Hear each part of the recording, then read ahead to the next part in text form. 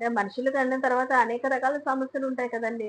ఆర్థికంగా, ఆరోగ్యపరంగా లేకపోతే హ్మ్. ఏదైనా ప్రేమ విఫలాలు కావచ్చు, ఉద్యోగాల గురించి కావచ్చు, దేని గురించో ప్రతి ఒక్క దాని గురించి మనశ్శాంతి లేకపోవడం, టెన్షన్స్, విపరీతమైన స్ట్రెస్సు ఇవన్నీ ఉంటాయి. ఇవన్నీ అధిగమించాలి. నిత్యము సంతోషంగా ఉండాలి అనంటే ఏం చెయ్యాలి?